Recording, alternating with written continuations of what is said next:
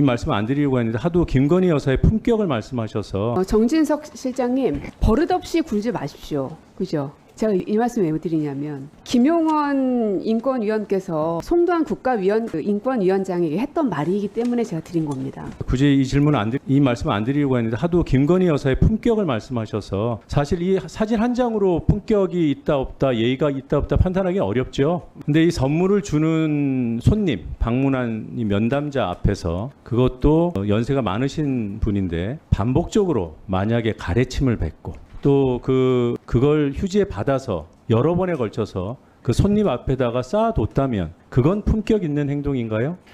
그렇게 하셨단 말씀입니까? 네, 뭐 충격적인 영상일 것 같아서 제가 공개는 안 하고 그냥 말씀으로 여쭤보는 거예요. 하도 품격 하셔갖고 다음 PPT 띄워주세요. 우리 비서실장님 앞선 답변에 오류를 하나 정정해야 될 것 같은데 유재훈 국방부 법무관리관의 대통령실 통화가 최상병 사건하고 무관하다고 답변을 하셨습니다. 6월 21일 법사위에서 유재훈 관리관이 직접 한 말이 저기 나오고 있습니다. 경북청에서 전화가 올 거라고 누가 얘기했다고 돼 있습니까? 대통령실 인사가 얘기한 것으로 나와 있어요. 본인이 한 얘기예요. 그리고 신범철 국방차관도 대통령과 사건 해소 관련해서 통화했다고 시인을 했고요. 네, 그리고 하나만 더 말씀을 드리겠습니다. 명품백 관련해서 불법적인 비열한 공작이라고 우리 비서실장께서 여러 차례 걸쳐서 규정을 하셨는데 그런 문제 있는 인사에 불법적이고 비열한 공작에 대통령 취임식이 뚫리고 만찬장이 뚫리고 또 대통령 배우자의 면담 장소가 뚫렸습니다. 책임관계 규명하고 관련자 징계했나요? 상권 분립에 입각해서 입법 부는 행정부에 대한 견제를 할 필요성 때문에 지금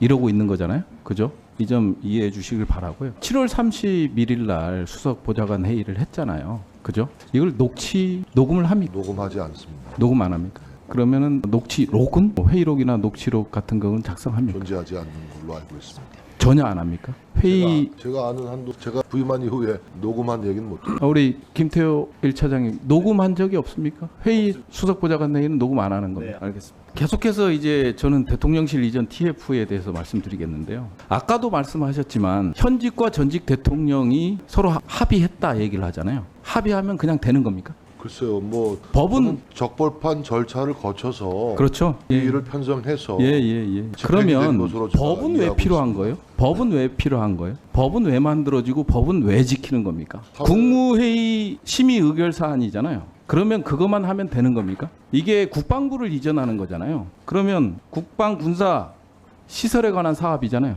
그죠? 그러면 사업 계획을 승인 받아야죠. 작성을 해서. 그다음에 국유재산 관리 처분과 관련된 일이잖아요. 그죠? 그러면 국유재산 관리 종합계획이 만들어져야 될 거 아니에요. 이게 다 법으로 촘촘히 돼 있는 거예요. 근데 대통령 집무실 이전 문제와 관련해서는 전임 대통령과 후임 대통령 간에 그거를 뭐라고 그러냐면요. 인치라고 그러는 거예요. 인치. 북한에서나 쓰는 인치. 인간에 의한 국정 운영. 그 과정에서 법률적인 미비가 어느 대목에 있었는지는 좀 확인해 봐야 돼요. 네, 좀 확인해 주시기 바라고요. 끝으로 하나만 더 여쭤볼게요.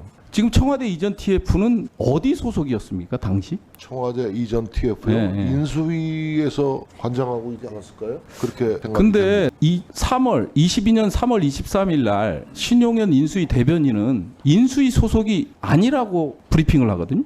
그때로 좀 거슬러 올라가 봐야 되겠습니다만은 지금 뭐 충실한 답변을 못 들어서 죄송합니다.